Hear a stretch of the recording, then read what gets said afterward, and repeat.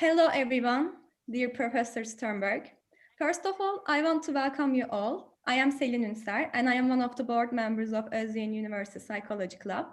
Today, we meet for an event whose topic is Time Bomb, how the Western conception of intelligence is taking down humanity. Speaker of the event is Professor Sternberg and moderator of the event is Dr. Aktunç. There will be two sessions in the event, and in the first session, Professor Sternberg is going to give his talk, then we will continue with Q&A session. Before starting, I want to give a little bit information about our speaker and our moderator.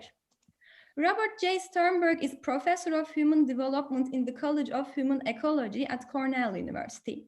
He was briefly President and Professor of Psychology and Education at the University of Wyoming. He is a past president of the American Psychological Association, the Federation of Associations in Behavioral and Brain Sciences, the Eastern Psychological Association, and the International Association for Cognitive Education and Psychology. Sternberg's BA is from Yale University, his PhD is from Stanford University, and he has 13 honorary doctorates from 11 countries. His main research includes the following interests: higher cognitive functions, including intelligence, creativity, and wisdom, styles of thinking, cognitive modifiability, leadership, love, and hate. He is the author of over 1,800 publications, and he was cited in APA Monitor on Psychology report as one of the top 100 psychologists of the 20th century. According to Google Scholar, he has been cited over 190,000 times. He has been cited by ISI for being one of the most highly cited top 0.5% among psychologists and psychiatrists. Sternberg is a member of the National Academy of Education and the American Academy of Arts and Sciences. He has received roughly 2,000 national and international awards. Our moderator, Dr. Aktunç, is a faculty member of Özyeğin Üniversitesi Department of Psychology, and his research interests lie in the intersections of cognitive science, neuroscience, and philosophy of science. He did his doctoral work in the philosophy of cognitive science with a dissertation that applied the error statistical approach to cognitive science, specifically functional neuroimaging, and offered resolutions of problems of evidence and inference in this field. He currently works on the further development of his doctoral work and conducts behavioral experiments on inductive reasoning and uncertainty processing. Thank you to Professor Sternberg for accepting our invitation and to Dr. Aktunç for taking the role of moderator. In addition, I would like to thank our club advisor, Dr. Acar, and other board members of the club, who are Tunahan Aktay, Aleyna Akkan, Ekin Kızıldaş, Pelin Alptekin, Elif Ekinci, Melis Usta, and Mahmut Sami Gürdal for their support during the organization of the event. I would like to welcome everyone again and who participated in our event via Zoom and also via YouTube. And I wish you a nice event. Now I am going the floor to Dr. Aktunç. Thank you. Professor Sternberg, it's a great pleasure to have you talk to our students. As an undergraduate student myself, like more than 20-something years ago, I studied your theories as an undergrad, and then I used your textbooks as a professor. And it gives me great pleasure to welcome you to our department. And without further ado, I think we can just go ahead and give you the floor. Thank you. Can you hear me? Yes, we can. Yeah. Okay, so what I think I'm going to try to do, let's see if I can share my screen. Just give me one moment here.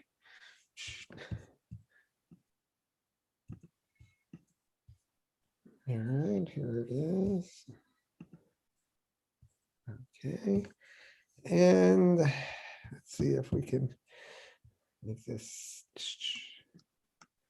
Okay, I think we're set. All right. Well, thank you for having me. I'm really honored to be invited. It's been a while since I've been to Turkey. I've only been there once, and that was in Istanbul. And I remember the trip fairly well. I remember thinking that people would drive me around And I couldn't imagine how they managed to negotiate the traffic in Istanbul. And I thought that, well, if there's such a thing as adaptive intelligence, they have it, because I certainly could. I would have been just waiting to enter some of these traffic lines, and they just got right in. I also contributed to the Turkish economy when I was there by buying a Turkish rug. So, and I hope to be able to go to Turkey again sometime, but obviously with COVID-19, it's hard to go anywhere. But I'm really thrilled to be able to talk to you today. The title of my talk is Time Bomb: How the Western Conception of Intelligence is Taking Down Humanity.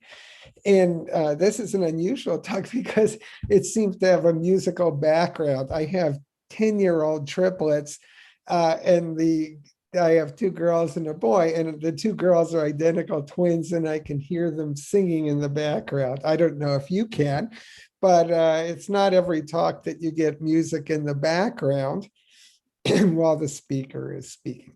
So let's get started, okay? Let's see how this goes. So this talk is loosely based on a book called Adaptive Intelligence. It just came out about a month ago. And the book, which is published by Cambridge University Press, is about surviving and thriving in times of uncertainty, which these certainly are. So let's start with a question. Do you know what this is?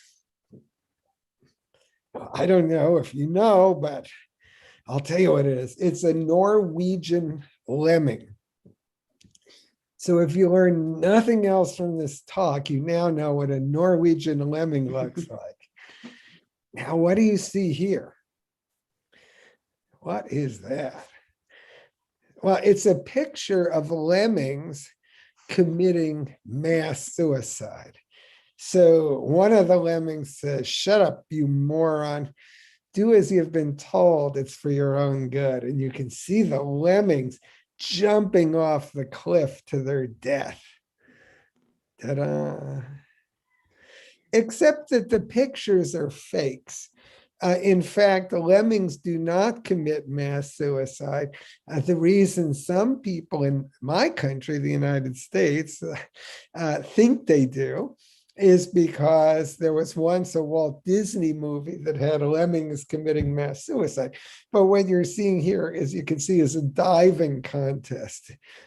And judges are judging the quality of the lemming dives. So now you know lemmings don't commit mass suicide. Only one species is known to commit mass suicide, and that is humans. And that's what I'm going to start off talking about. Some of these pictures are a little emotionally arousing. I'm just letting you know. So Antonio Guterres, who was the Secretary General of the United Nations, said that humans are waging a suicidal war on nature. Our planet is broken. The Secretary of the United Nations, Antonio Guterres, warned in December, humanity is waging what he described as a suicidal war on the natural world. Nature always strikes back and is doing so with gathering force and fury, he told a BBC special event on the environment. And we certainly see that today with COVID-19, that humans' encroachment on the space of animals has resulted in many different kinds of unfortunate events. And one of them seems to be COVID-19. Or coronavirus. I don't know what you call it in Turkey. So how do humans commit mass suicide? Well, this is a picture of the Jim Jones mass suicide in Guyana. Some of you may be too young to remember that, probably all of you. That's not the way things are done today. Then there are weapons of war. This is a nuclear bomb explosion at Hiroshima. There's poison gas. These are victims of a poison gas attack in Iraq. They're weapons of war. This is a famous picture of the napalm girl in Vietnam at the time of the United States' unfortunate incursion into Vietnam. This is air pollution in Beijing. This is not fog. I've been to Beijing. Some of you may have been. And the air pollution, at least when I was there, was really pretty heavy. This is Ella from London in the United Kingdom, who in 2013 received the first death certificate stating air pollution is the cause of her death. And then there are oil spills, food that is not good enough to eat because the fish are spoiled by oil. This is an industrial accident. This is after the methyl isocyanate gas explosion at Bhopal in India. This is a victim of mercury poisoning in Japan. And these are victims of climate change in Alaska and California, United States. My family and I were in California during the wildfires, and at least one of the bouts of wildfires. And every day we had to replan our trip so as to avoid the areas where there were fires. These are very real and very frightening. And then there's overuse of antibiotics, which results in methicillin-resistant Staphylococcus aureus bacteria that are resistant to the antibiotics. And it's even worse. In 2017, author Shauna Swan and her team of researchers completed a major study.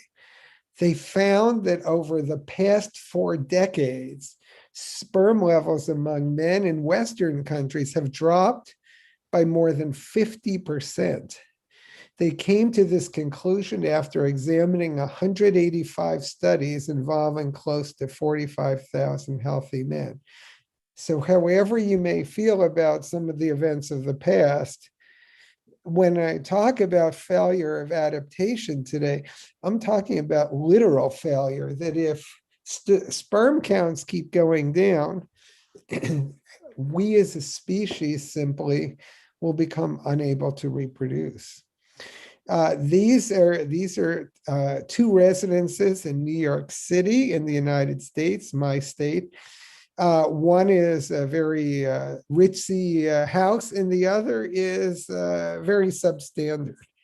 And it's the substandard kind of residence on the left that usually has residues of lead and mercury and other toxins that results in cognitive impairment of children and sometimes can lead to serious illness and death.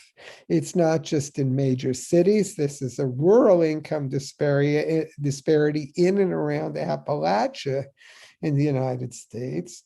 A very beautiful house in Appalachia and a rather poor one. Things continue. This is a motorcycle rally in Sturgis, South Dakota, United States in 2020. And what you can see is people not wearing masks. The event then became a so-called super spreader event for COVID-19. So these are people who knew about COVID-19 and clearly are not doing a whole lot about it. And this is just a few months ago. And if you look at death rates for COVID-19 by ethnicity in the United States, we have here a slogan, Black Lives Matter, but that slogan doesn't seem to apply when you look at victims of COVID-19. The rates of COVID-19 are much higher among Blacks, American Indians, and Hispanics than they are among Asians and white non-Hispanic persons. Total discrepancy in the rates of illness. This is the US president, former president, fortunately, no, this is political, speaking to a crowd on January 6, 2021. And very shortly thereafter, there was a mob assault on the United States Capitol building. 5 people died. The US Capitol assault was not random violence. You can see that the people who did this were extremely well prepared. This was carefully planned. So the question is, why am I doing all these slides? I mean, like, what is my point here?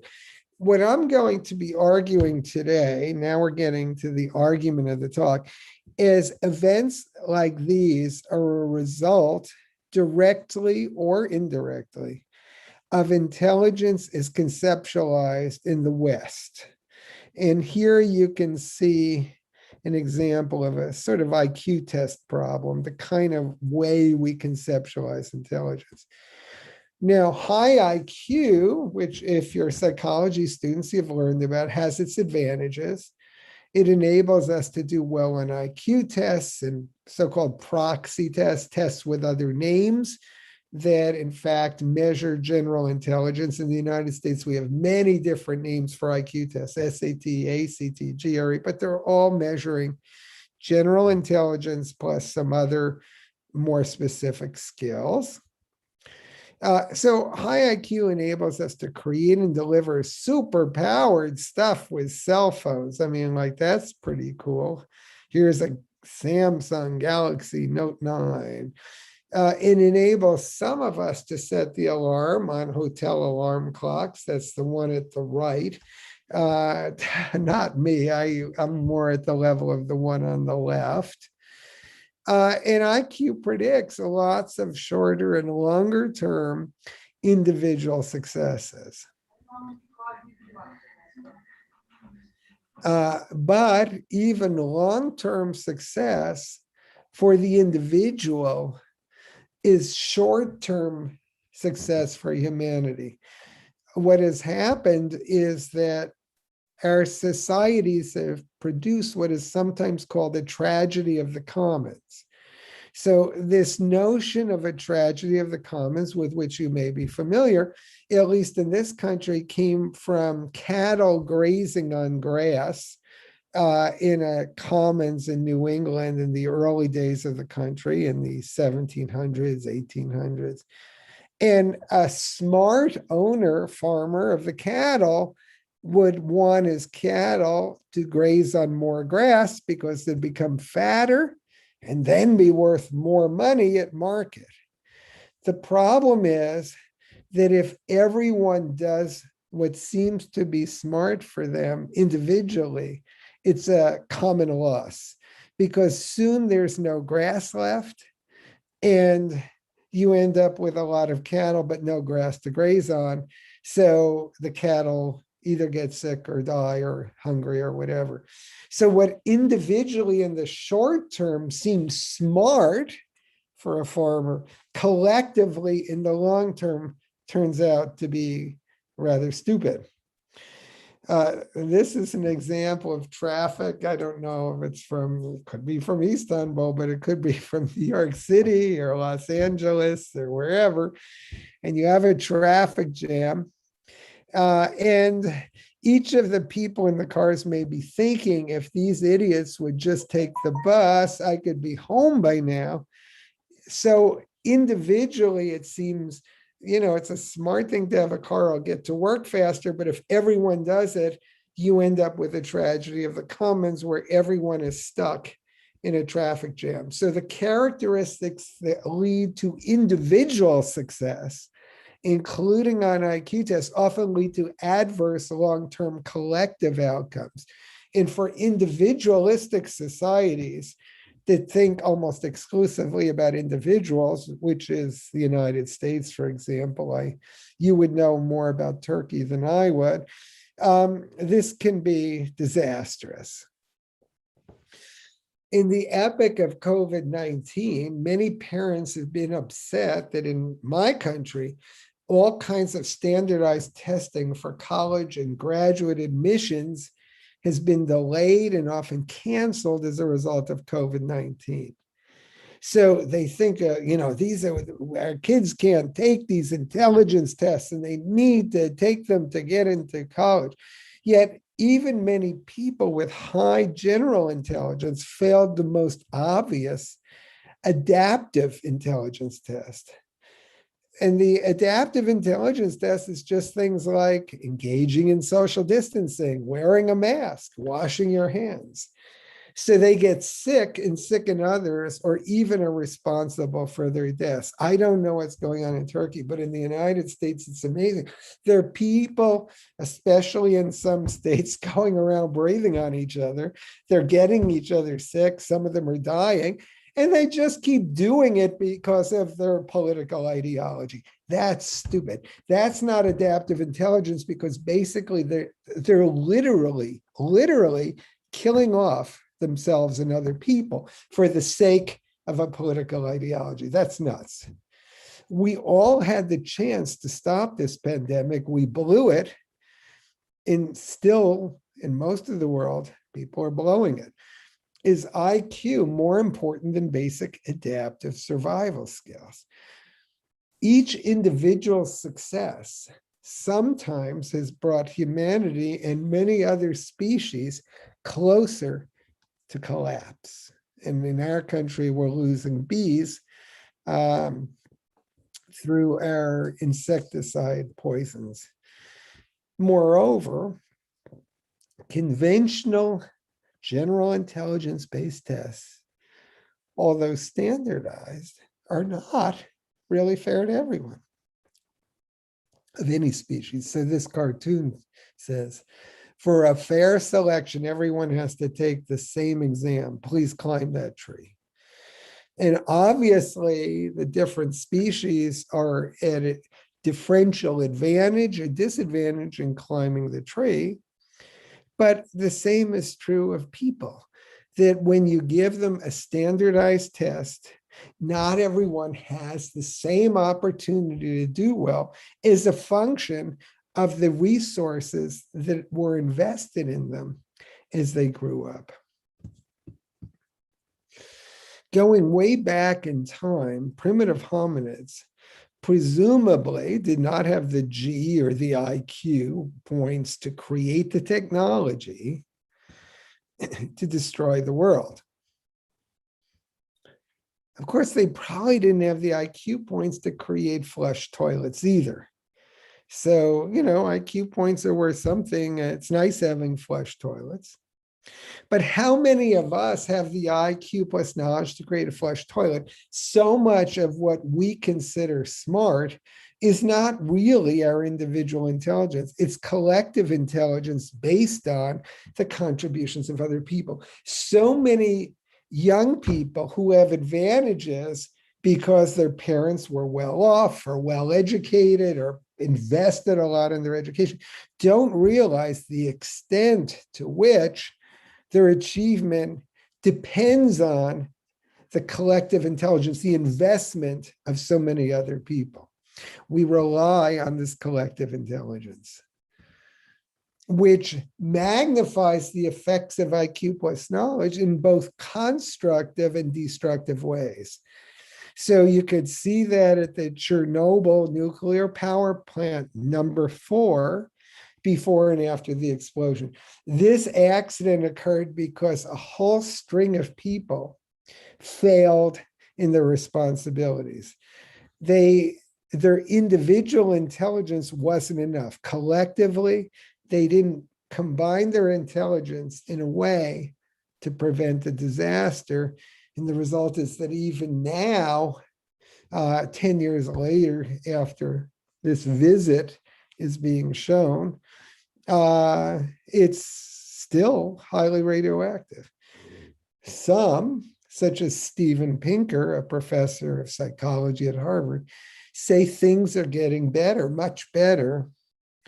And in many ways they are. Some things are getting better.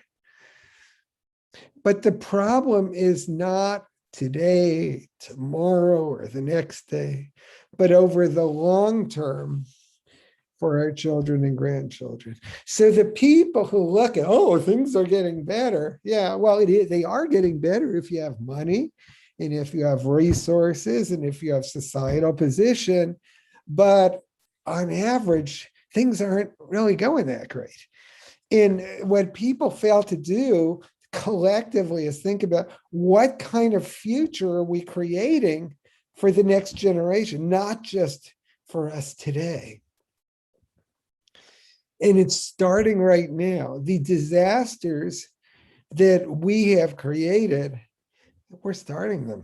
The fires, the parched earth, the hurricanes, these are going on right now. I don't know exactly what's happening in Turkey, but we are having more hurricanes. We're having more tornadoes. We're losing land mass all over the country to the oceans.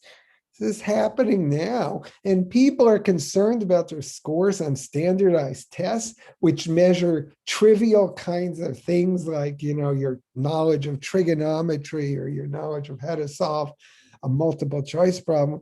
The world falls apart, and people are concerned about, can you figure out a cosecant in a geometry problem?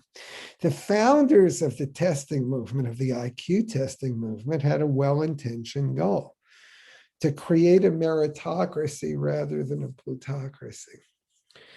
And I remember when I was in Turkey, I don't know if this is still true today, but at that time, I remember asking, I think it was a professor, at the time, Turkey was very reliant on tests for admissions to university. And I asked the professor why, and he said, and I don't know what's going on today, it's many years ago. He said, because in Turkey at that time, if we didn't use standardized tests, everything would be pull, or there was a Turkish word for it, I don't remember. It would be, your parents' influence, your social connections.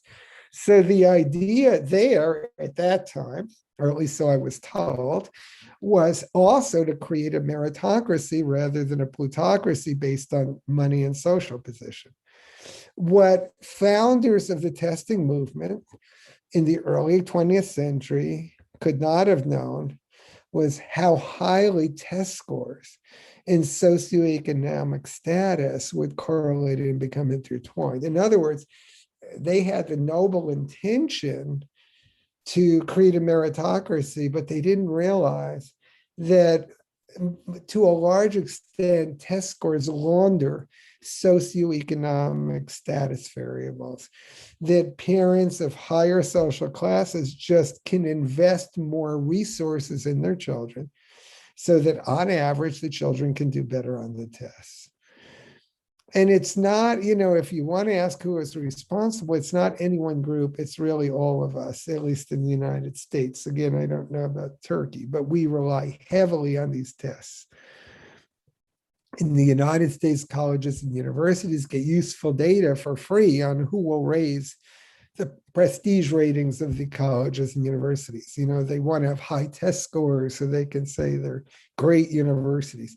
Wealthy and well-connected parents, those with power in society, benefit because often they can prepare their children to score well on the tests. If you can afford a private plane, you certainly can afford tutors to teach you how to do well on these tests. School administrators can use the measures to show they care about accountability. Media publishers have magazines and websites that make them money. And best of all, society can perpetuate the existing socioeconomic class structure and call it meritocracy, failing to take into account that some children are born with many advantages. They are sort of higher up on the hierarchy when they begin. I mean, like where this was really painfully apparent in our country is, Donald Trump put his children and his relatives in the highest positions in government. And would any of them been in those positions, or maybe they would have been cab drivers, who knows, I don't know, if they didn't have the advantages of a very wealthy, connected father. So I can't speak for them in particular, but it is a problem that's rife in our society. I guess it's hard not to show my political views, but I'm just giving them as an example. So what are the tests in the modern Western conception of intelligence on which they're based? Miss. What's missing? So far, I've been saying what's wrong. How could you do a better job? So that's what I'd like to talk about next. I argue that they miss most of what matters for creating a better world. People can be intelligent in the true sense of adapting to the environment. That is the way intelligence initially was defined by the founders of the field, like Alfred Binet in France, David Wexler in the United States, rather than destroying the environment and themselves in the process. We do have a choice. So what I have argued for is some elements of what I've called an augmented and adaptive view of successful intelligence. And I'm going to talk a little bit about creativity, common sense, wisdom, as well as some analytical skills. So now when I talk about creativity, analytical skills, practical skills, wisdom-based skills, I want to make it clear there's nothing original about my theory. These elements are already included in many Eastern and indigenous conceptions of intelligence.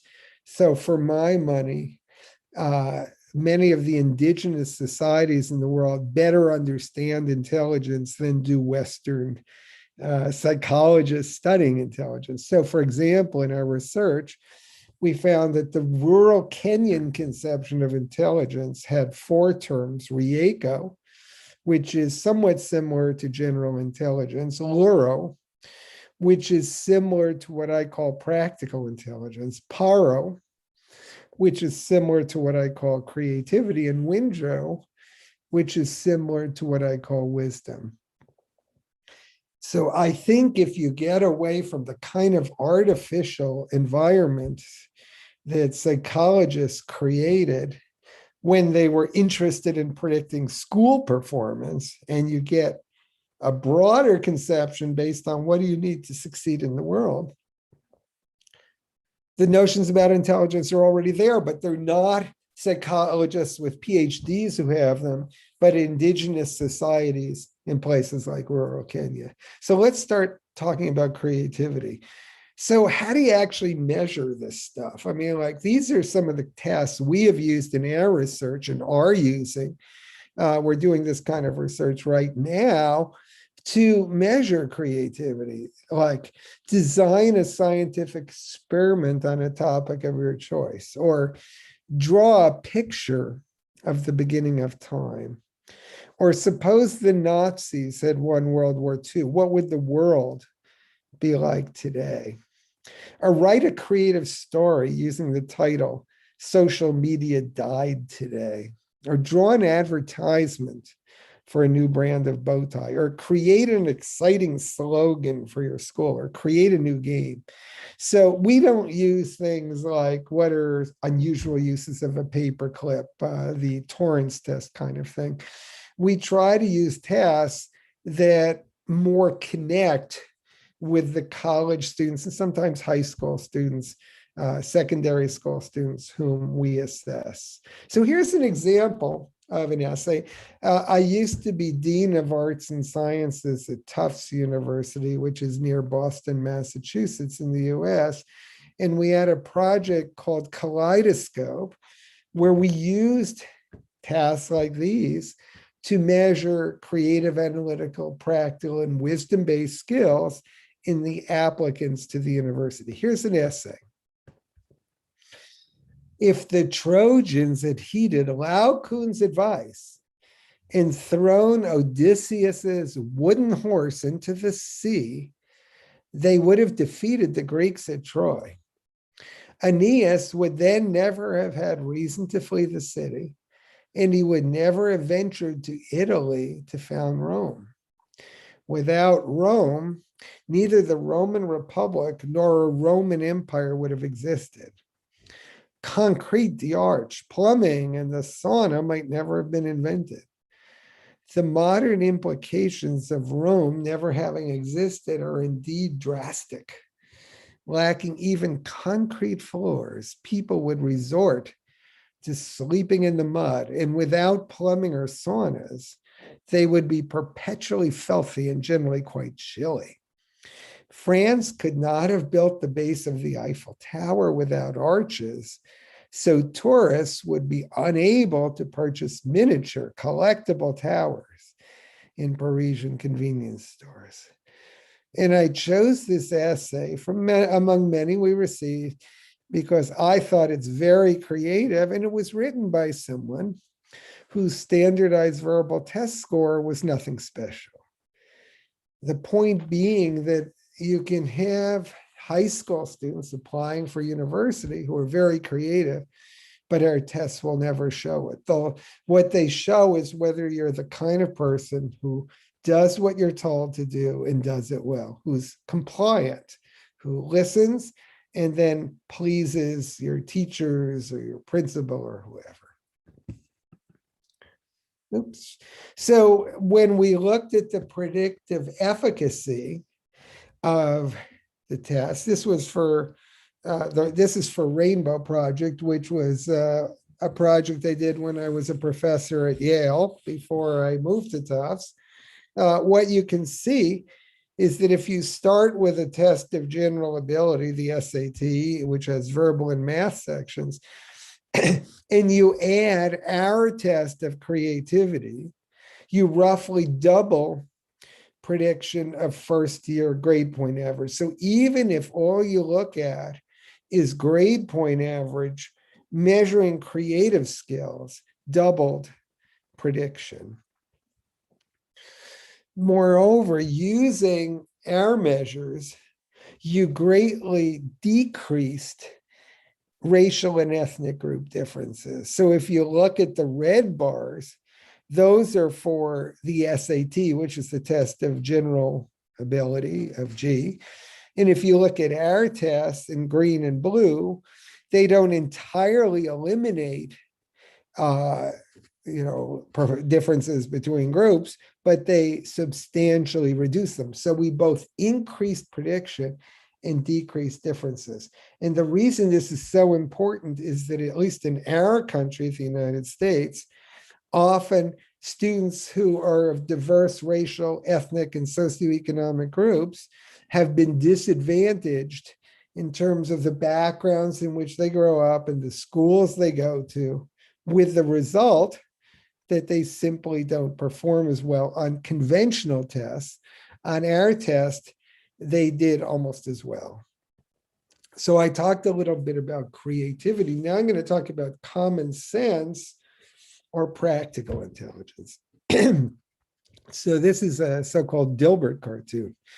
And this is an employer who's interviewing a guy for a job. And he says, wow, you have 3 master's degrees and a PhD. Yes, it's all very impressive, but interestingly, I have no common sense whatsoever. That's not the sort of thing you should say during a job interview. I don't see why not. So this illustrates a point that we make in our research, and that is that people can be high in IQ, high in sort of school-based abilities, but not have much common sense or practical intelligence. So how do we measure practical intelligence? We have questions like, how would you persuade a friend to adopt an idea of yours that he or she initially does not like? In the movie you just saw, how can the students get the mattress to the second floor given that it does not fit up the winding staircase? So the students see a movie, other students in the movie are trying to get a mattress up a winding staircase, but it doesn't fit. So how did they get it up?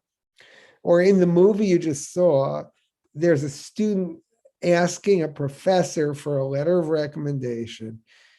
And what should the student do, given that the professor from whom she wants a letter of recommendation obviously does not recognize her? Another question, which of the following strategies would you use to study for an essay test? And another question was, is the romantic couple in the photograph real or fake? So we did a study in Boston where we had a man and a woman pose together, and half of them were real couples and half were fake couples. And the participants in the study had to say which of the couples were real and which were just posing as romantic couples. So this is a sample good answer for the letter of recommendation problem where the professor seems not to recognize me. So this would be a good answer. The professor does not recognize me by my appearance, but he may remember my name and my work. I would start off by introducing myself, say which course of his I took and when I took it, and then remind him of distinctive features of my performance, such as that I received an A on the final exam, and also that my paper was on such and such a topic. I would then say how much I enjoyed the class and how much I learned from it, and that I was hoping that he would write me a letter of recommendation for medical school, for which I would give him a transcript, resume, and samples of my work. But also I would say, I totally would understand if he does not feel if he was in a position to write. And in that case, I would not want at all to impose on his time. So this is an example of a student making the best of a bad situation. So these are results when we added a measure of practical intelligence to the SATs, which are measures of G or general intelligence. And we increased prediction of GPA by about 25%, not as much as for the creative tests, but still a substantial gain. Practical intelligence matters everywhere. Here are honey gatherers searching for beehives. And really, how good are we all at searching for obscure beehives? My point is that we often poo-poo the practical intelligence of others, but they have practical intelligence for their own environments. We have practical intelligence for our own environments. Practical intelligence is somewhat domain specific. This is a study we did in Kenya on practical intelligence, and this is a photo of the school. So you can see the school looks quite different from schools some of us might be used to. An example of a practical intelligence item was a small child in your family has homa. She has a sore throat, headache, and fever. She has been sick for 3 days. Which of the following 5 Yod, Naya, Luo herbal medicines can treat homa? And then you're given a choice, Chamama, Kaladali, Abuo, Agaka, and Ahunda. And the point of the study was that our kids in school wouldn't be able to answer any of these questions, whereas the rural Kenyan school children were able to answer quite a few. Now, you might say, as some of the reviewers of this study did, well, this seems kind of pointless. I mean, these skills may be useful in rural Kenya, but they're, this is post-industrialized US. Who cares about this kind of stuff? And they were wrong. And we've seen how wrong they are in the COVID-19 era, when the kinds of skills that the Kenyan children developed would be so relevant all around the world today that many of these people with high IQs, whatever their IQ, never got to the kind of thinking that these kids showed in solving these problems. And if they had thought more about intelligence as adaptation in an age of a pandemic and not worried so much about solving trivial multiple choice tests whose answers matter to no one, we might have done much better with the pandemic. And what we found, if you look at the first column, is that scores on the tests of practical intelligence, it's TK, tacit knowledge, were negatively correlated with scores on traditional intelligence tests. Now you might add, that sounds odd because according to Spearman and almost everyone since him, all tests of cognitive abilities are supposed to correlate positively with each other. But what psychometricians often don't realize is the extent to which these correlations are not sort of embedded in nature, but rather society creates them. How? Well, we assume that more schooling is good. And more schooling is associated with higher scores on cognitive tests. But think about a society where that's not true. In rural Kenya, schooling doesn't lead you anywhere. What leads you somewhere is getting an apprenticeship for a job so you can learn a trade and make money. And what happens is that masters of trades pull the kids they consider to be smart out of school at an early age to teach them a trade. And the kids who they don't think are so smart stay in school and acquire skills that in that society are not very much valued. So you actually, through societal practice, create a negative correlation. The truth is, in the United States today, it's not that different. If you want to have a high income here, you don't necessarily do that by getting a PhD. After a master's degree, your income probably will tend to go down. It's most business executives don't have PhDs or medical degrees. They just have a bachelor's degree, a first degree, and maybe a master's second degree, and that's the end of the story. And this is the project in Alaska we did. This is a fishing village in which we worked. And so you can see it's very different from rural Kenya. And here's an example of an item. When Eddie runs to collect a ptarmigan that he's just shot, he notices that its front pouch, the balloon, is full of ptarmigan food. This is a sign that there's a storm on the way. Winter is almost over. It's hard to find food this season, or it hasn't snowed in a long time. So again, urban children couldn't get any of these problems right, but the children who lived in this kind of environment did very well. So the point I'm making is that these kids from what we might view as obscure environments have practical intellectual skills. It's just that our tests don't measure them. So we kind of waste their abilities because what they're good at, we never find out and we don't care.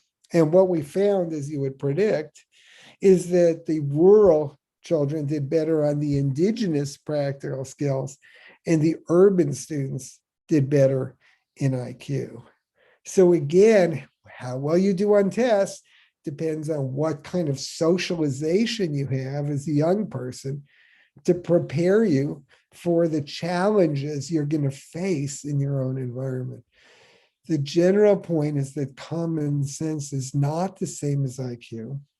One can be high in both or low in both, but also high in one and low in the other. And anyone who has spent any time in academia should already know that unless they're blinded by their own need to think that their general intelligence must mean they're good at everything. There are a lot of people in academia with high IQs who lack common sense. And just to show I'm not only talking about other people, when I talked to my mentor at Yale when I was a young faculty member there, I was talking to him about my practical intelligence work, and he said, Bob, you should keep in mind that you got tenure at Yale, not because of your practical intelligence, but despite it. So I'm not saying that I'm so great at it either. And the last element I want to talk about today is wisdom. And these are some ways we measure wisdom. Korah and Tamlin, two countries in the Middle East, are having a serious clash. These are not real countries, of course. The Taron River flows in the direction from Korah to Tamlin. Tamlin claims that Korah is diverting more than its fair share of the water from the river. It is getting ready to go to war over this precious water resource. What should the two countries do? Or another problem, give an example of how some passion you have in your life now could be turned for a common good when you grow older. Or another example, Richard and Jennifer broke up. They both left you text messages that they want to talk to you about what happened. You know that they both will want you to take their side. What should you do? So here's an example of what we think is a good answer for the Korah and Tamlin problem. Korah and Tamlin need outside help to resolve their difference regarding the river water. They should each appoint a commission of people who are water experts from their own country. This commission should be responsible for choosing top experts to form a 5-person panel. 1 expert should be from Korah, 1 from Tamlin, and 3 from outside with no allegiance to either country. Korah and Tamlin should agree in advance to abide by the recommendation. The deliberations of the panel should be secret, and they should be provided with any resources they need to make a decision. They should propose a solution and vote on it, with a majority decision accepted as their final solution to the problem. There should be no right of appeal of their decision. So that's a reasonable answer, we believe, for how they could resolve their difficulty. And when I was Dean of Arts and Sciences at Tufts, we used this kaleidoscope. We actually used these kinds of items in admissions. And we found that the project was helpful for making decisions about students, applicants, who are neither clear admits on the one hand or clear rejects. We admitted a number of students who otherwise would not have been admitted, and the students succeeded at Tufts. The project improved prediction of academic performance and also extracurricular performance, and the project showed no ethnic group differences. And when I was provost and senior vice president at Oklahoma State, we did a project called Panorama with similar results. And I won't go into it, but we showed Oklahoma State is less selective than Tufts, and we showed that we could get similar results. And the last thing I'm going to talk about is domain-specific analytical and other skills. STEM reasoning, which is science, technology, engineering, and math. So for many years, I thought that, well, standardized tests like IQ tests don't predict creativity, they don't predict practical intelligence, they don't predict wisdom, but they do tell us a lot about analytical ability. Now I'm not so sure. The question we asked in this research, which I've done since coming to Cornell, is STEM reasoning the same as what is measured by domain general IQ proxies or more domain specific? Here's some problems we used. One test is proposing alternative hypotheses. Marie is interested in child development. One day, she notices that whenever Laura's nanny comes in to pick up Laura from nursery school, Laura starts to cry. Marie reflects upon how sad it is that Laura has a poor relationship with her nanny. What are some alternative hypotheses regarding why Laura starts to cry when she's picked up from nursery school by the nanny? So one of the things you have to do in science when you get results is think about alternative explanations. And before you even do the study, you have to think about what are different ways the study might come out and why. So that's what this test measures. A second test was designing experiments. Ella, a senior in college, observes that her roommate tends to perform better on an exam if she's had a cup of coffee beforehand. L hypothesizes that drinking coffee before taking an exam will significantly increase one's exam performance. However, Ella does not know how to test this hypothesis. Please suggest an experimental design to test this hypothesis and describe the experiment in some detail. Assume you have the resources you need. Actually, I have some coffee here. I should drink it to improve my talk performance. Wow, am I awake now? I should have had that coffee sooner. Okay, third test, assessing the validity of conclusions. Bill was interested in how well a new program for improving mathematical performance worked. He gave 200 students a pretest on their mathematical knowledge and skills. He then administered the new program to them. After administering the program, he gave the same 200 students a post-test that was equal in difficulty and in all relevant ways comparable to the pretest. He found that students improved significantly in performance from pre-test to post-test. He concluded that the program for improving mathematical performance was effective. Is this conclusion correct? Why or why not? And those of you who are more sophisticated experimentally will recognize that the conclusion is incorrect because there was no control group. The fact that they improved from pre-test to post-test, you don't know why they improved. It could be lots of different things. So our major findings were that the three tests of scientific reasoning correlated positively and factored with each other.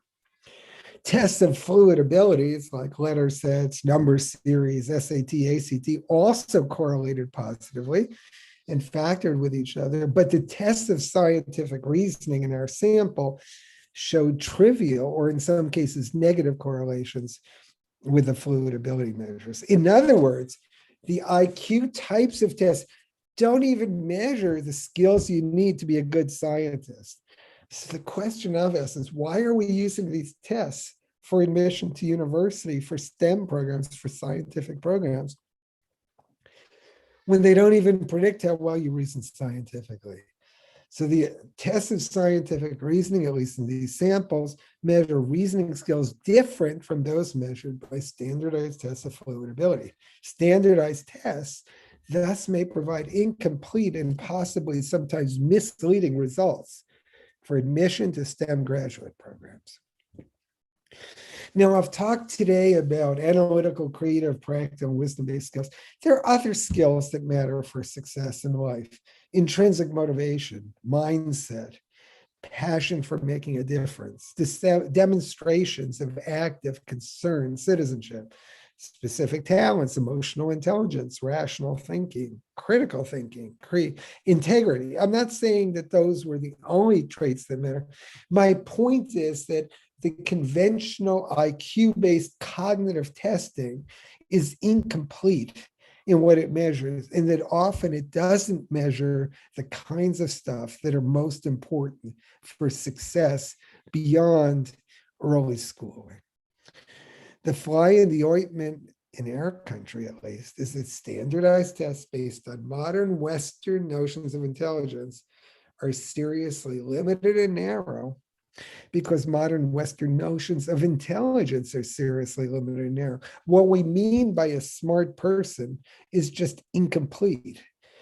I showed that there are available at least prototypes of tests that could expand our conceptions and measures. Why don't we use them? And there are lots of reasons. I won't spend a long time on it, but medical testing since the beginning of the 20th century has gone forward in leaps and bounds. But psychometric testing, we're still in 1904 or 1905. 1904 was when Spearman published his paper on general intelligence. 1905 was the Stanford, the first Binet-Simon scale. So I think there's several reasons. Entrenchment, that we're just used to doing things a certain way. Intellectual laziness. We don't want to be bothered. Short-term thinking. We don't think about the long run. Desire to preserve the existing socioeconomic hierarchy. The quantitative precision fallacy, that if you get a number, it must really tell you a lot, even if it doesn't. The similarity fallacy, that the people making decisions for admission to university are often those who did well on the test.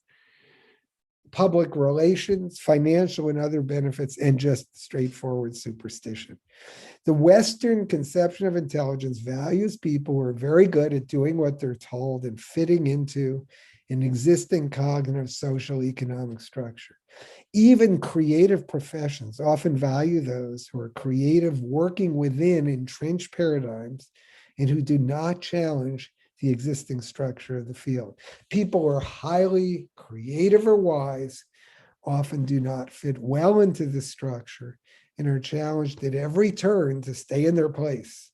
So little changes because the existing power structure, which is often hidden, does not allow it to change, and that spells a dismal future. The problems facing the world are enormous, and psychologists and other behavioral scientists often have reacted as though these problems are not their problem. They've persisted, especially in the field of intelligence and related fields, in defining problems narrowly, failing to realize that if the world falls apart, there won't be a next generation to continue small or self-satisfied approaches to small problems, much less small approaches to big problems. This is South Beach, Miami, Florida today. It's nice. This is a projected look at South Beach, Miami, Florida in the future. Not so nice. The ocean will overtake it. There won't be much of a South Beach. Louisiana loses a football field's worth of land every hour and a half. Now engineers are in a race to prevent it from sinking into oblivion.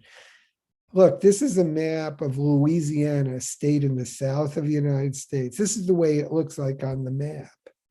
This is what it actually looks like. It's being overrun by ocean. We're running the wrong race.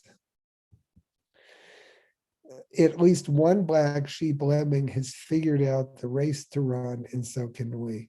We can't keep doing what we're doing. There are too many things going wrong. I gave you so many examples. Weapons of mass destruction, climate change, pollution, overcrowding, pandemics. We need a notion of intelligence that's adequate to these problems. And what I'm suggesting today is that notion is adaptive intelligence. So I'm going to stop here. Let's make the world a better place. Let's find people who want to make it a better place. And I hope you're among them. And that's my talk. And thank you for listening. All right. Thank you very much, Professor Sternberg, for your talk. It was actually very eye-opening. And I have to say that as an undergraduate student, I had a huge issue with intelligence tests, and even before, knowing all these. So just a short story. I was in the 1990s. I was taking of our mandatory psychology of testing class, and my university, Koç University at that time, had bought a Viscar kit, which was very expensive back in those days. So it's like the Wechsler Intelligence Scale for Children revised. So this was 1997, 98, something like that. And I was already, as an undergrad, quite skeptical, because I thought there was a huge problem of definition of intelligence. I thought you cannot define intelligence as a general concept. So anyway, but my testing and measurement professor, who is Professor Zeynep Aycan now, again at Koç University, said to me that I had to give this intelligence test to 2 children, one in the presence of Professor Zeynep Aycan, so that as a psychology student, I would actually learn how to do this. And if I didn't, I would just fail the class. So although I was, in principle, I was against intelligence tests, she said, "You just, tough luck, Emrah, you have to do this." So anyway, I did it. And we had one practice with a fellow student and one with a professor. And in my practice, test, I gave the test to, I think, a 10-year-old child, and there was a moral reasoning question there. And the moral reasoning is, you go into a store and you find a wallet. So what do you do? And there was a series of answers that if the child gave one of those answers, you would get actually assigned credit to that child. And this child didn't say any of those things. He said, well, I would, keep the wallet in a safe place, and the next time this person comes to the store again, I will give it to him. And later I realized that this child actually had a parent, his father had a store in which he sold candy bars and different kinds of like a grocery store and that kind of thing. And he worked there after school. So from his perspective, that was a perfectly moral thing to do. But I just could not give any points to this child for that answer, because the WISC-R had this really strict rubric of scoring. And at that point, I was about 20 years old, and I said, you know what, I'm done with intelligence tests. I don't want to do, I don't want to be anywhere near them.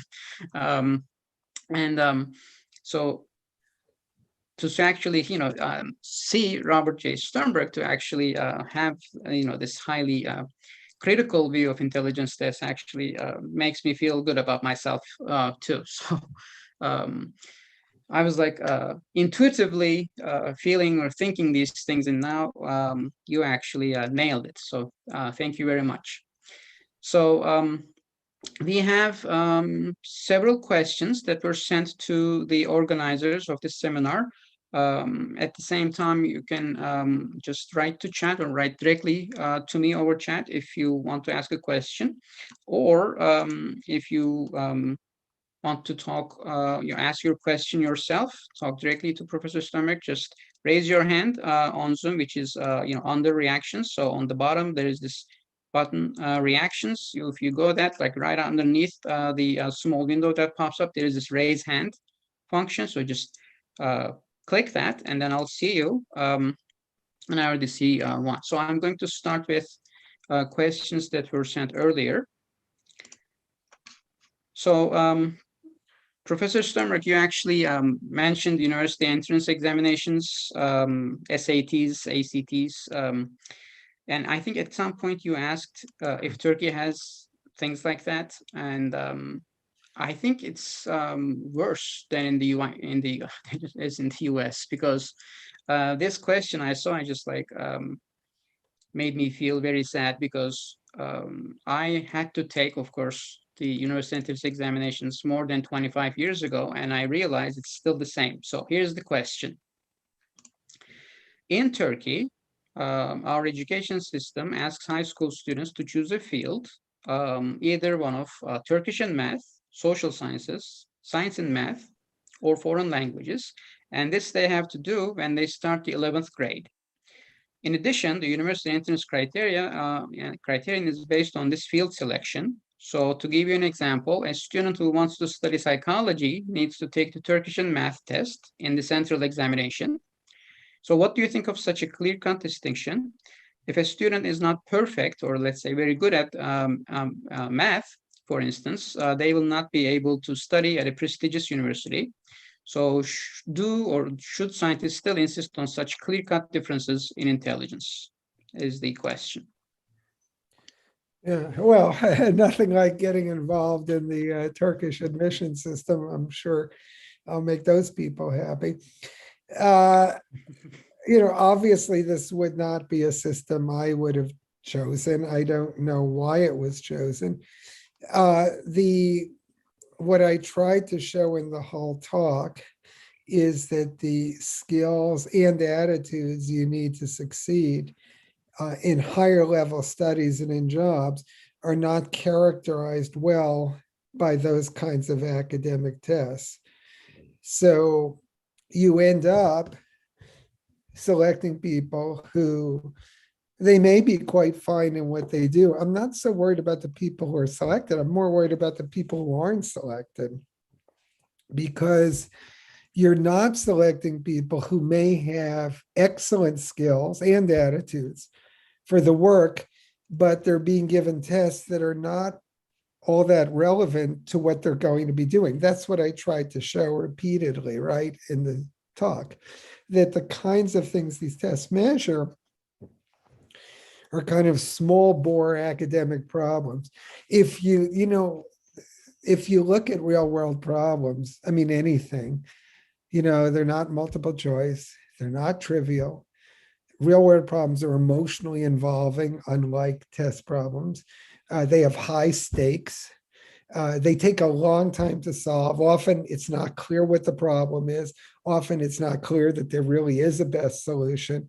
Often they're kind of fuzzy and they change as you go over time. So that's just off the top of my head, 8 differences between real world problems. And I've written the whole paper on this and test problems.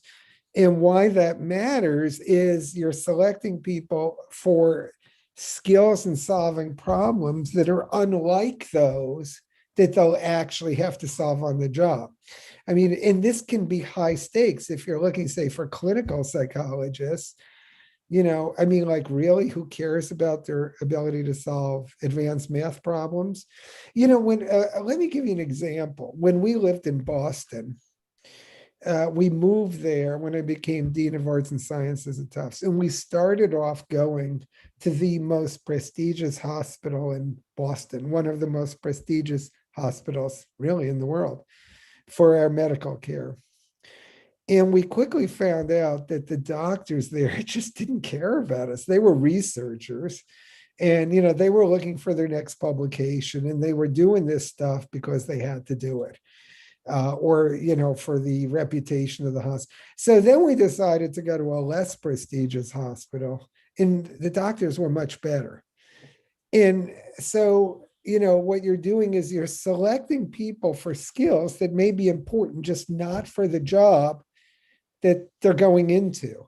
So my point has been select people for skills that are relevant and use a broader range of skills. I mean, for example, let's say you want a romantic partner, like you're looking for a husband or a wife, a boyfriend or a girlfriend. You could even say that, like, their attractiveness, that should count. I mean, who wants someone ugly? Like, you don't want someone who's like super ugly. I understand that. But on the other hand, you wouldn't want to select someone only because they're attractive. That would be really dumb. And so what we're doing is we're taking one very narrow criterion and using that as a basis for admissions, as someone who chose a romantic partner on the basis just of how attractive they are. And that, I think, is just not the best idea. So when I come to Turkey, I'm going to go there and change it all. Right. Okay. I wish that were possible. I mean, I understand why we have this system in Turkey, because we still have insufficient number of universities for everyone. We have a huge population, but it was actually even worse when I was a high school student. So it's actually better now. So like I said, I took the entrance examination in 1995, and at the time there was room for only about 100 or 150,000 students for freshman year in all universities in Turkey, and there were more than 1 million people taking the exam. So it's actually not as bad now, but still definitely not ideal. So there is one more question from, because it's related, from the previously asked questions, and then I see hands. I will get to you after this question. And this question is, what are your thoughts about the university's contribution to this unilateralism of intelligence in the making? I think is the question. Yes. Yeah. So trying to think of a nice way to put this. What happens is that the reward system in universities often doesn't correspond to what's best in society.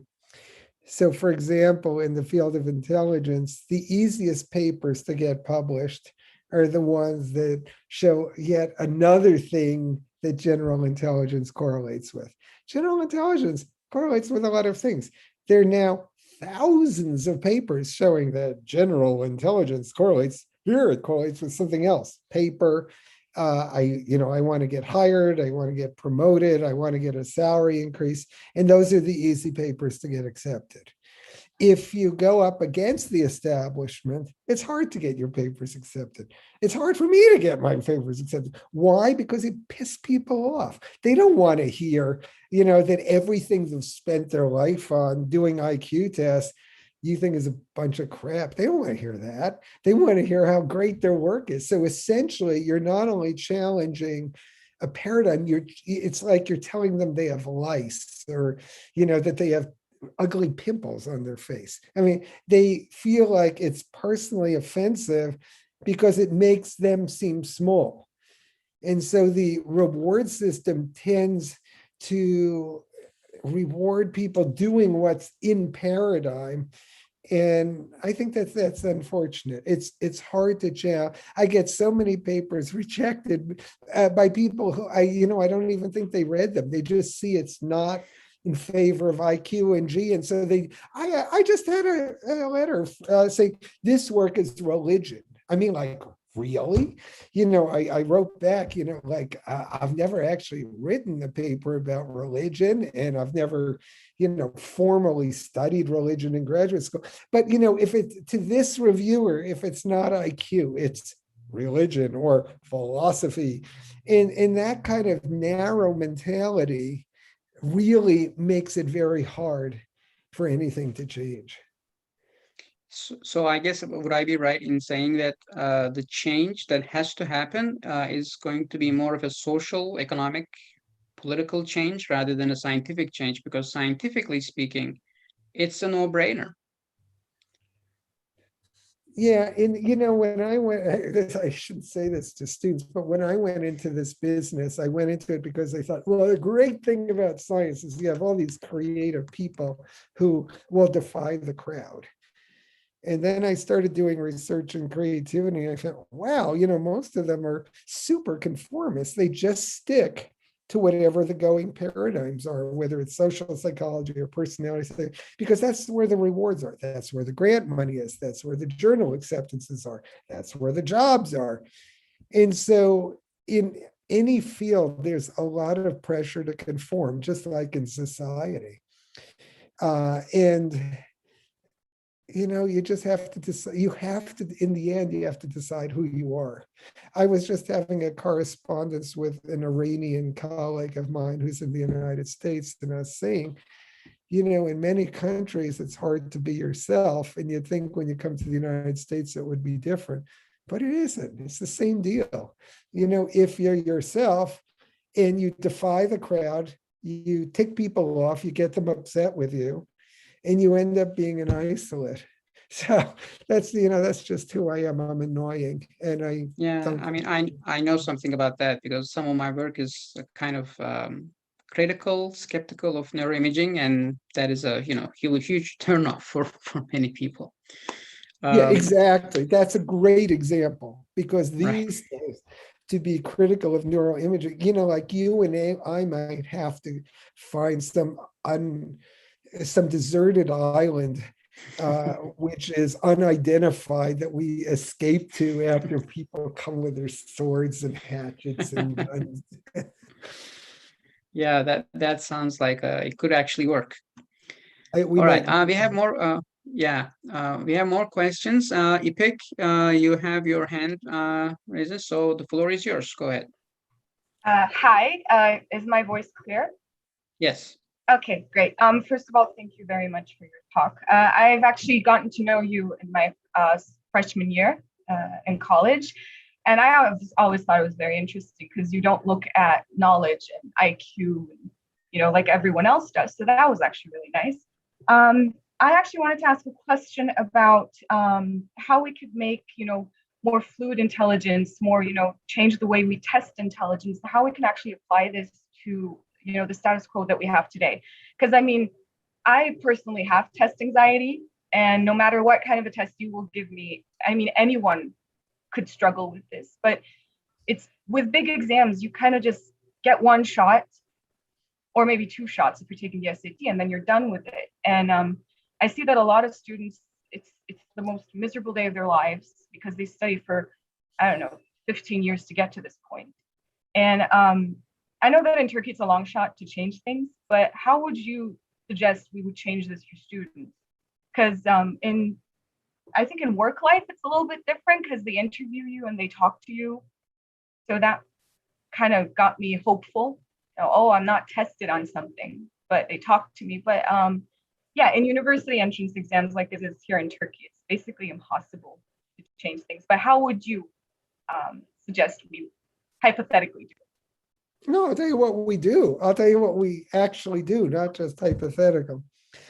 So, I got into this business for a reason not dissimilar to what Professor Emrah Aktok, and I'm probably pronouncing the name wrong, said.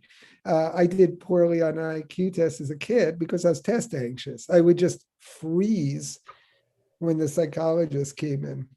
So what we do with our tests is they're not timed. So the problems I showed you, we give them to the students. And, we don't say, you have 20 minutes to answer this. We give them the time they need to answer it. So maybe they spend some time being anxious, but because they're not being pressed, they can get over the anxiety. The reason I don't worry about that is I think there's some problems in real life that you have to solve really quickly. Like if you see a car coming too fast and you have to pull out of your lane, you have to get out quickly. But most problems are annoyances that just keep going on and on, like problems with your kids, problems with your boyfriend, problems with your parents. You can't solve them in 3 seconds. Unless you have parents who were different from the way mine were. If you have a few hours, I could tell you about the problems I had with my parents. But anyway, that's not real. So in most real world problems, it takes a while.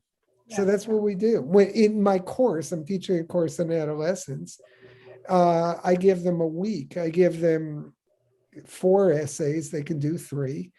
The essays measure their creative, analytical, practical, and wisdom-based thinking with the material, and they have 1 week to write the essays.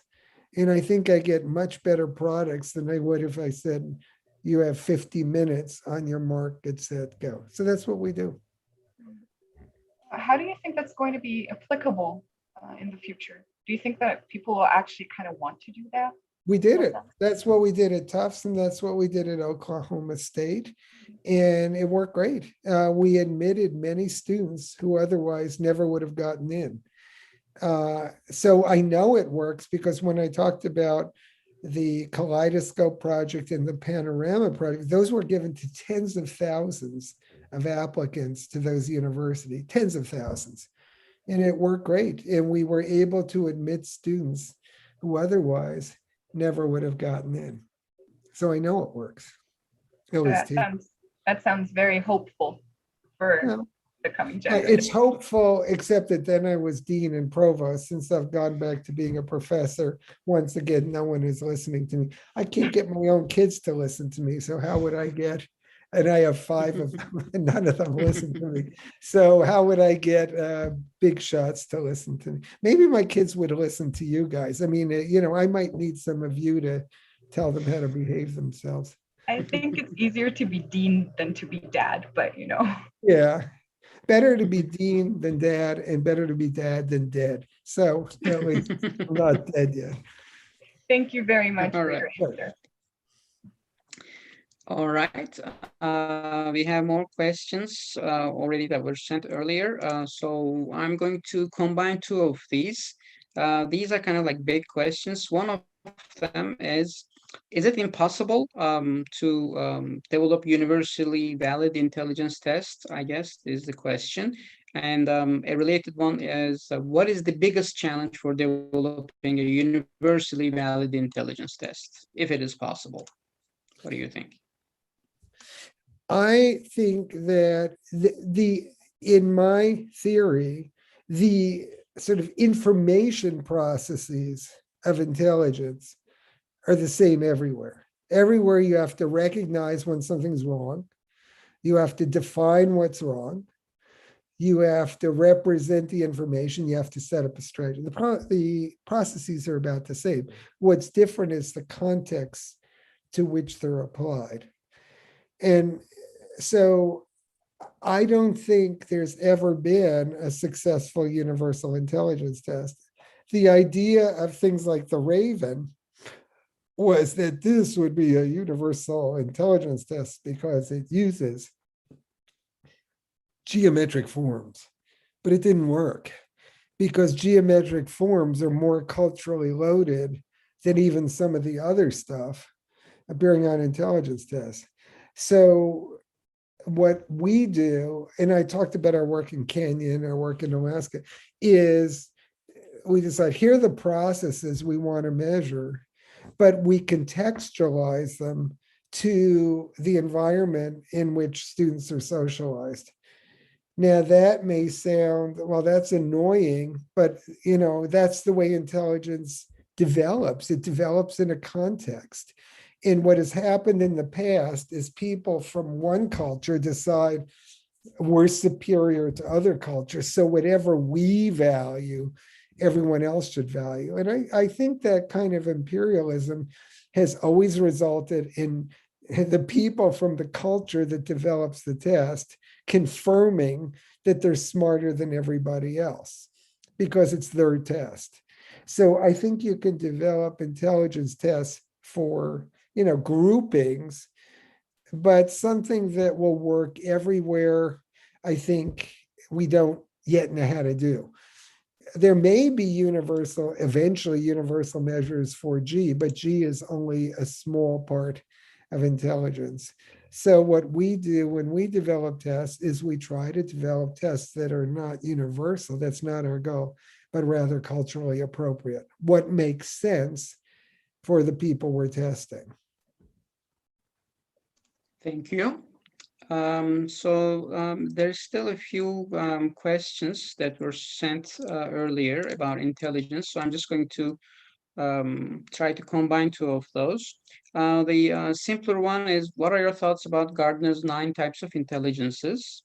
That's one question. And the other one, I think is just related to the point about meritocracy, but it's more in terms of cultural differences. I guess we could relate it to this. The question is, what could be the reasons for Western societies leaning closer toward individualism and Eastern societies leaning closer toward collectivism? And so I guess do you think there's a relation between the meritocracy idea and the intelligence tests and that whole individualism collectivism dimension? Yeah, so I think there are two questions there. The first one was about Howard Gardner's theory. So, Howard and I have known each other for a long time, and where we agree is that there's a need to think about intelligence more broadly than just IQ. So I respect and admire him for that, because that was an important realization. I also think that, I used to think our theories were incompatible, but I don't anymore, because you could imagine, say, analytical, creative, practical, and wisdom-based processes applying in each of his domains, like applied to the linguistic domain, applied to the mathematical domain, applied to the interpersonal or intrapersonal domain. So you could have a diagram of 4, analytical, creative, practical, wisdom-based, by 8. I don't know what the 9th intelligence is. Existential, he rejected. So the last I heard is 8. So there we compatible. I think his claim that the intelligences are independent was empirically wrong. And there is huge evidence to suggest that's just not the case, that there are correlations. I don't know why he suggested that, but it's never panned out. People who tend to be better in some things often tend to be better in other things, not always, but often. And I think that how we define an intelligence probably is a little different. I probably wouldn't define bodily kinesthetic as intelligence, but rather as an important talent. But I think where we agree is that you need to go beyond IQ. With regard to individualism versus collectivism, I'm not in a position to judge societal frameworks. I mean, societies have to do what they're going to do, what they want to do. And I think ideally you would have at least some of both. But in current times, we can't afford to be too individualistic. I mean, what has happened in our society, the United States, is really gross socioeconomic disparities where a very small percentage of the population has almost all the wealth. You have the billionaires, and then you have people who can't feed their kids, and that's crazy. Does Jeff Bezos need his, whatever it is, $32 billion? I mean, what's that about? When there are people who can't feed their kids and don't have decent shelter and can't go to the doctor. I mean, that is totally insane. And you even saw it at the level of countries in Europe when they started fighting with each other for COVID-19 vaccines. I mean, that showed how well that worked. When, instead of saying, this is a common problem through all the world, and if we ignore Brazil or we ignore India or we ignore places, Iran, where the situation is really bad, we're all going to pay for it because it's going to spread. People didn't take it seriously when it was in China, and then everyone ends up paying for it. So if we don't think collectively, we're kind of screwed, as we would say in New York. Thank you. So actually, there is just a few more questions about intelligence, and there are some others.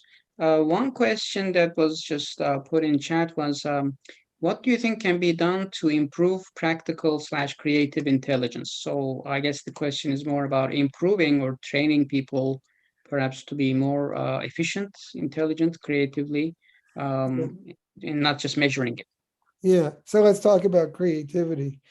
So what I've argued in my writings is that creativity is mostly not an ability, but rather an attitude toward life. That when people fail to be creative, it's not because of a genetic situation, but rather because of three attitudes. The first is defiance of the crowd, that you're willing to defy what other people think, which is hard, as we both know, because when you defy what other people think, they don't just let it go. They take it personally and, try to get back at you. Defying the crowd really sounds easy in principle, but in practice, it means you have people who don't like you and sometimes work against you. No one really likes that. The second attitude is defying yourself. It's letting go of beliefs you may once have had, or ideas you once had, or ideologies you once had that you realize don't work anymore for you. A lot of people are not creative because they won't give up on whatever. I just read a paper this morning, by an academic, and the academic was citing his work from, the late 1900s, like 1980. And that's fine. But, my comment on the paper actually was, well, a lot of the stuff you're citing is from 1980s, 1990. And, like, what's new in this paper? It's, people often, once they have an idea, they won't let go of it. Whether it's an ideology or a religious idea or a political idea or scientific idea, you have to be willing to, at least to question your ideas, even if you keep them. And the third kind of defiance is of the zeitgeist, or the prevailing worldview, the things you don't even know you believe, that you just accept because that's the way society is. and they're unconscious. It used to be like shaking hands. You didn't even think about it until COVID-19. Or the distance at which you talk to people. It's like kind of weird when you meet people on the street and talk to them from across the street. So it's defying things you don't even know you believe. And I think that the whole thing with creativity is willingness to question, say it doesn't have to be that way. So that's what I would say. Well, I do experiments on the 2-4-6 problem, so I have certain notions about how people stick to their ideas. Yes, exactly. Yeah, exactly. Organizers, do we have more time for more questions with Robert Sternberg, or are we running out of time? Could you please let me know? We do have more questions. Yes, time, yeah. We do have time, and Professor Sternberg, so can we go on with a few more questions? How about a couple more, and then All right. I'll call it a day. Okay. So these ones we've discussed intelligence, and your talk, of course, was about intelligence, but there are a few questions about your work on love and relationships. Perhaps I can combine a few of those. So one question is, would the triangular theory of love be affected by societal changes such as the pandemic or the development of technology? If so, how will it be affected? Or will the triangular theory of love continue in the same triangle, regardless of circumstances, characteristics of changing characteristics of human beings, or digitalization and all that? And of course, the COVID quarantine conditions. Yeah. So we just recently published in the Journal of Sex Research, collaborators and I, a paper that validated the triangular theory in 25 countries. And it was found to be valid in every one of the 25 countries. So I think that the basic ingredients, intimacy, passion, and commitment, are relevant pretty much anywhere, anytime. I mean, if you're thinking of being serious with a partner, you want someone, who's a friend, who you can communicate with, you can trust, you can count on, who cares about you. Doesn't matter if there's COVID-19 or not, you still want them, want to be able to talk to them, whether it's on Zoom or in person. But if you can't talk to them, or if you don't trust them, or if you feel like, we don't connect with each other, it's hard to have a relationship. Passion, the second ingredient, well, you need to be excited about someone. I mean, like, it's hard to want to be with a romantic partner who, you sort of fall asleep when you think about them. If you find yourself having a conversation with them and you're having trouble staying awake, you keep drinking coffee, it's probably the wrong person. It doesn't have to be sexual. I mean, some people are confused. They think passion is just sexual. It isn't. It's excitement. It's, wow, this person's really cool. This person's really great. And the third thing is commitment, that if you want to be with someone long term, you would like to, you're committed to them and they're committed to you. You don't want a Hollywood story where you get married to them on day X, and on day X plus one, they're looking for the next person. So I think the elements seem to be common cross-culturally. I think they're common across time, but the weights differ for different people. The most important thing in a romance relationship is to find someone who values the same things you do. If you care about intimacy, they care about intimacy. If you care about passion, they care about passion. If you care about commitment, they care about commitment. It's the most important thing is not just the amounts of those three things, it's the match. We have a website. It's called lovemultiverse.com.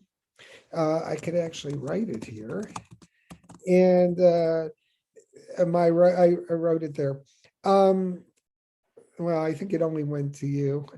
Oops. Oh well. Let me try again. Maybe I can forward it to everyone.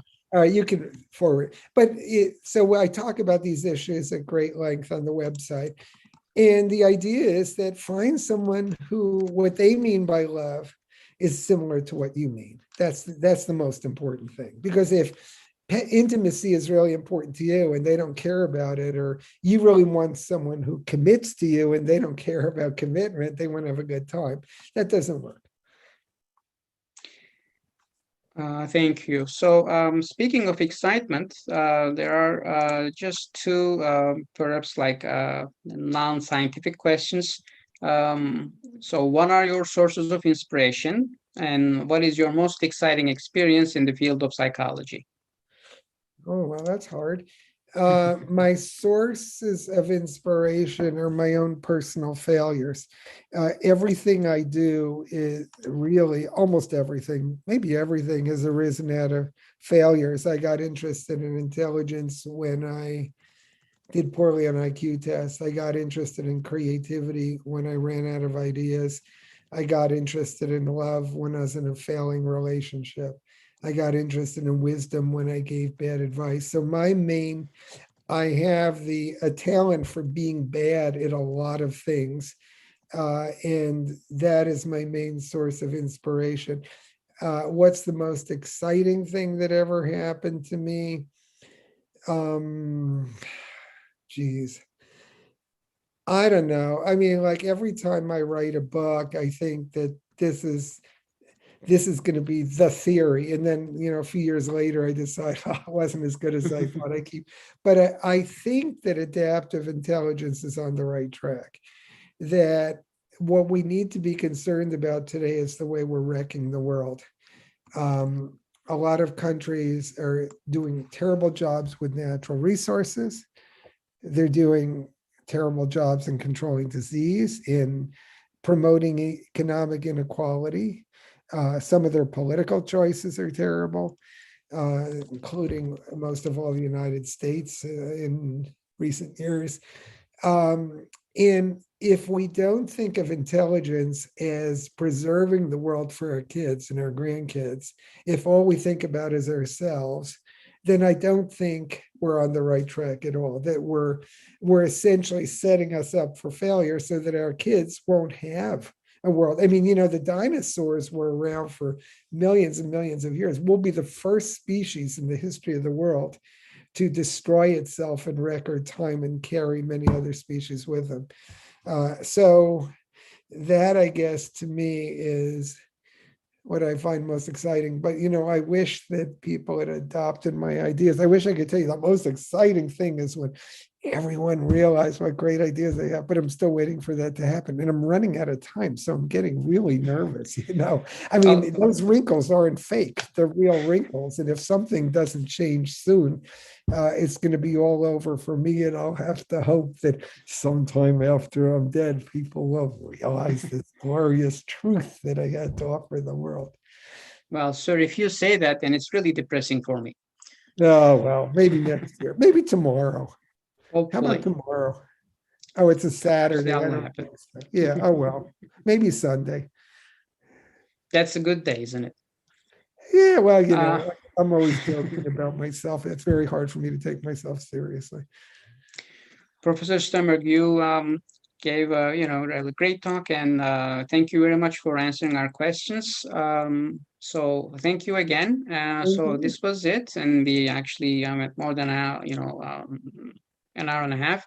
Now there's just one request: if everyone can turn on their cameras so that we can have a snapshot of the seminar.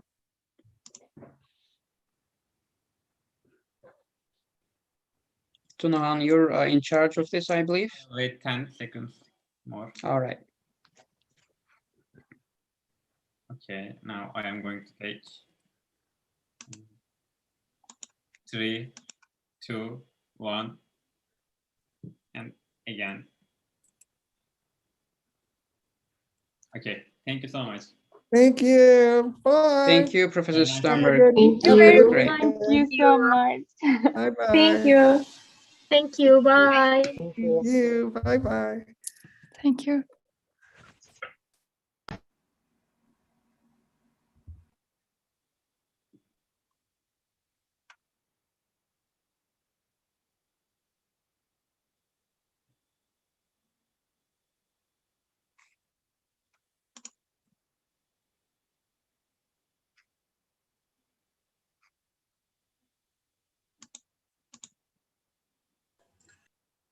Tunahan, live yayını da kesebilirsin artık herhalde. Doğru hocam. Hemen de. Hop. Tamamdır hocam.